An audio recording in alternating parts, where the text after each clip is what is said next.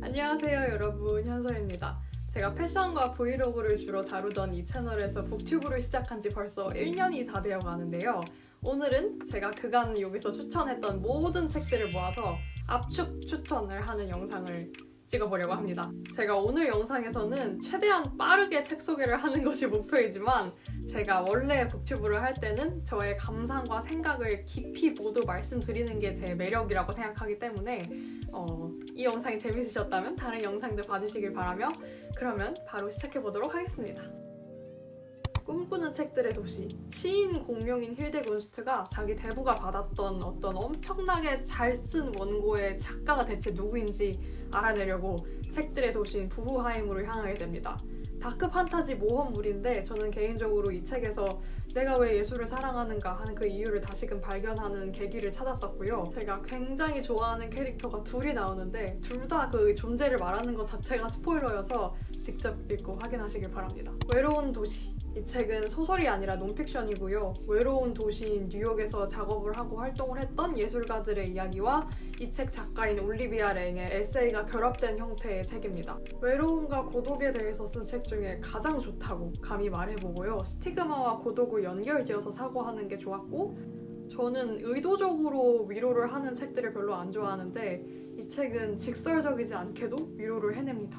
내일 또 내일 또 내일입니다. 미국에서 굉장히 히트를 쳤던 책이고요. 세 친구가 옛날 한 90년대부터 게임을 만들고 게임을 회사를 차리고 위기를 맞고 위기를 이겨내거나 이겨내지 못하고 하면서 일어나는 일들을 다룬 책입니다. 저는 평소에 장르 문학을 좋아하는데 판타지나 SF 요소가 전혀 없는 이 책을 단숨에 다 읽어버릴 정도로 정말 재밌게 읽었고요. 사랑과 우정, 죽음까지도 아우르는 아주 잘 쓴 성장서사입니다. 저는 다 읽고 나서 너무 재밌어서 원서로도 샀습니다. 유령의 마음으로 일상과 환상을 오가는 단편 소설집인데요.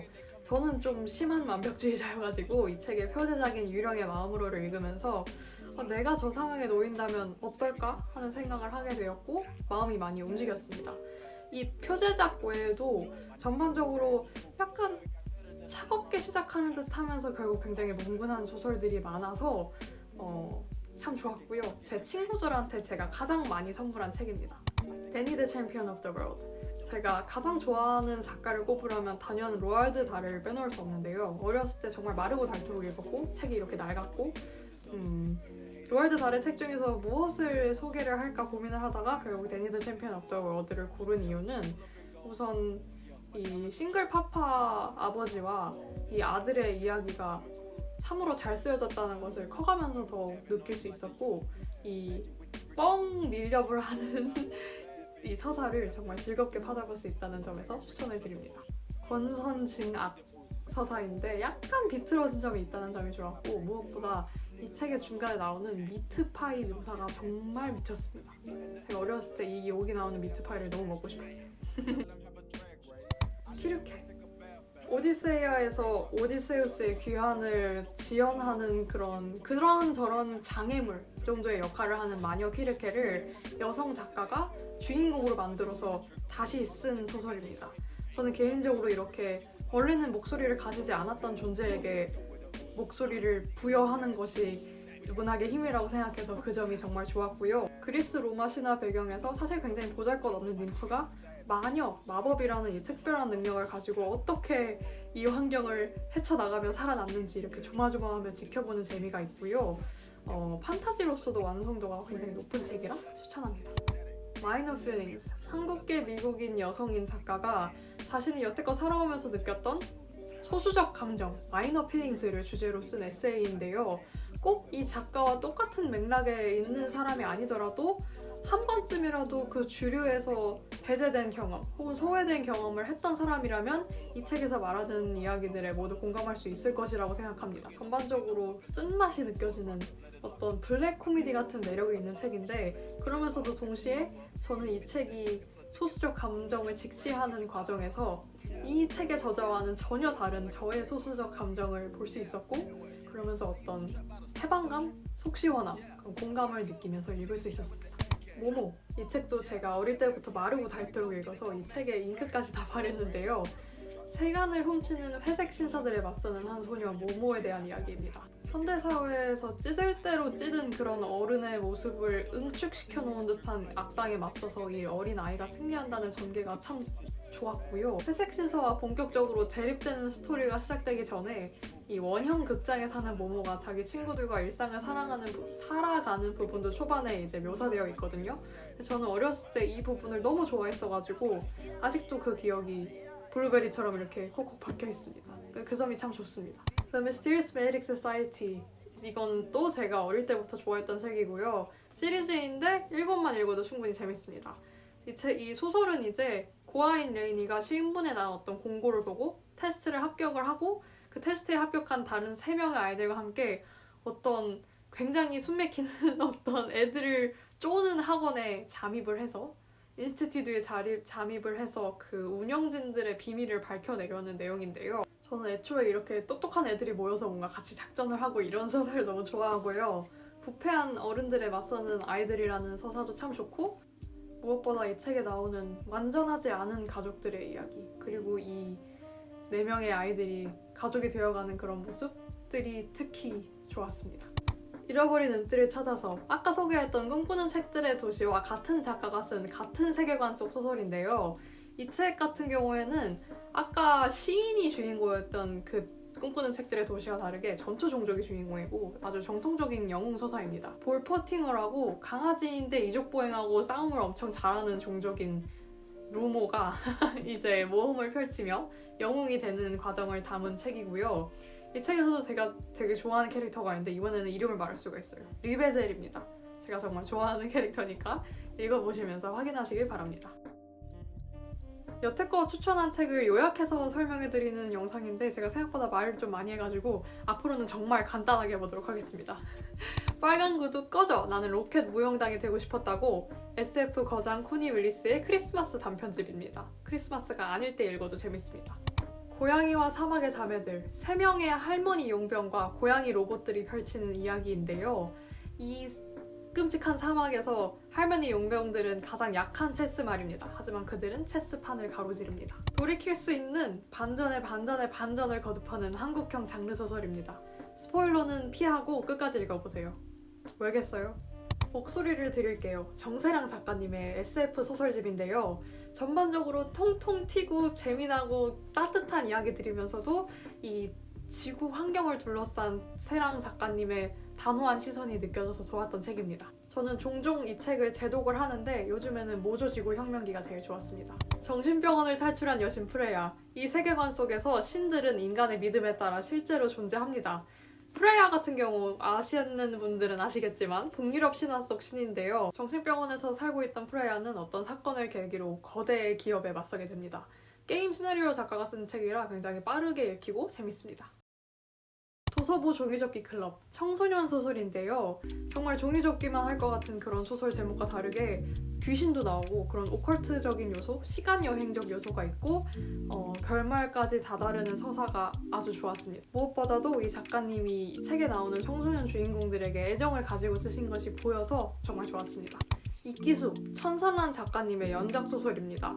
아주 처참하게 망한 디스토피아 지하 도시에서 어린 아이들이 고군분투하는 이야기를 담고 있는데 저는 워낙 이런 SF를 너무 좋아해가지고 정말 재밌게 읽었고, 여태껏 보신 저의 취향과 맞는다면 이 책도 재밌을 것이라고 단언할 수 있습니다. 위치스 딜리버리, 이제 한국식 마녀 판타지인데요.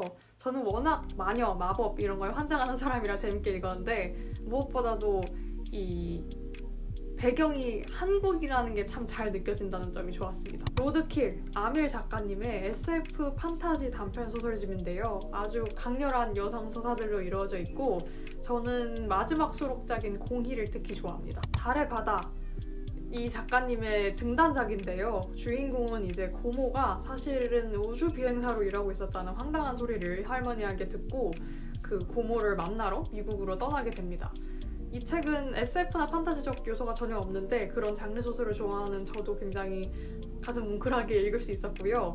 실패한 사람들, 주류의 시선으로 보기에 실패한 사람들을 좀 더 다른 관점으로 바라보는 작가님의 시선이 참 좋았습니다.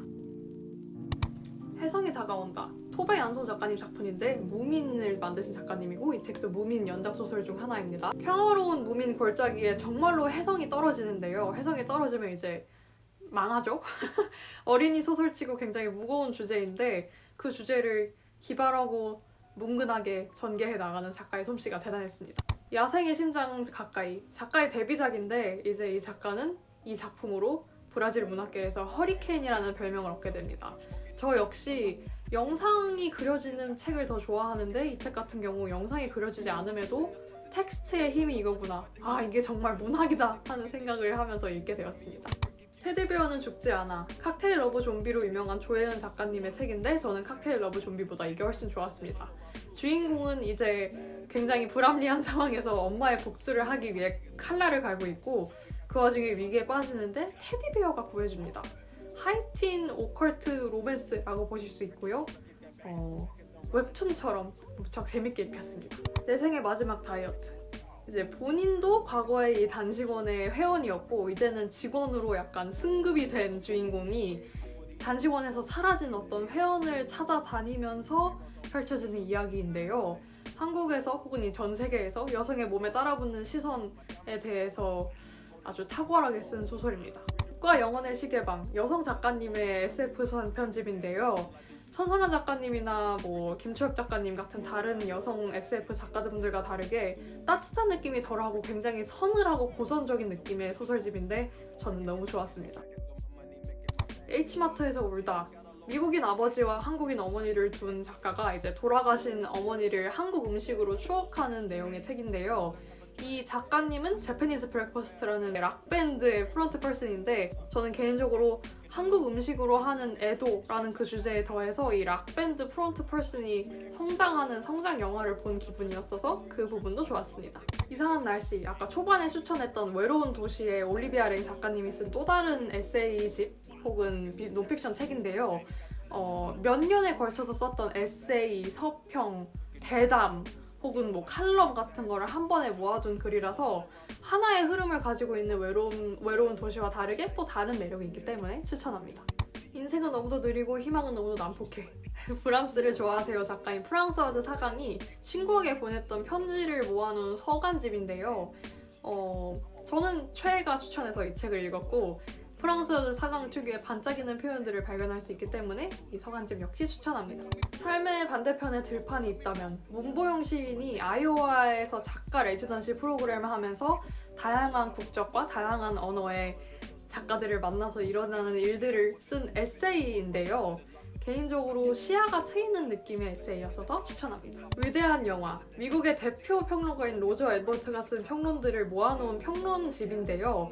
저는 개인적으로 이 책을 입시할 때 읽었었고 그래서 이 스탠다드한 영화 평론집이긴 한데 제 기억에 특히 남아있고 재미있기도 하기 때문에 추천합니다. 비명 지르게 하라 불타오르게 하라 제목이 너무 멋있어서 샀고요. 에세이집인데 이 작가가 다른 사람들을 관찰하면서 쓴 글들이 줄을 이룹니다. 지금 마지막 책이라서 약간 말이 꼬입니다. 어떤 작가가 크게 드러나지 않고 오히려 관찰적인 다큐멘터리를 보는 느낌이 들고요. 오히려 저는 그 점이 좋았기 때문에 추천을 드립니다. 자, 이렇게 제가 여태까지 추천한 책들을 한 번에 소개하는 영상을 마쳤는데요. 제가 생각했던 것보다 이 촬영에 에너지가 많이 들어갔습니다. 그래서 그만큼 여러분도 재밌게 시청하셨길 바랐고요. 제가 오프닝 인트로에서 언급을 했듯이 제 영상의 매력은 단순히 자 이거 추천합니다 하고 빨리 넘어가는 게 아니라 그 책에 대해서 제가 어떤 생각을 가지고 있는지 저의 삶에 어떤 조각과 닿아 있는지 이야기하는 부분들이 저의 북튜브의 매력이라고 생각하기 때문에 꼭 다른 영상도 한 번씩 봐주시길 바라며 제 영상을 이미 보셨던 여러분께도 또 새로운 이야기를 해드릴 수 있는 영상이었길 바라며 이 영상을 마치도록 하겠습니다. 시청해주신 여러분 모두 감사드리고 좋아요, 구독, 댓글이 정말 큰 힘이 됩니다. 잊지 말아주시고 저는 다음 영상에서 뵙도록 하겠습니다. 안녕!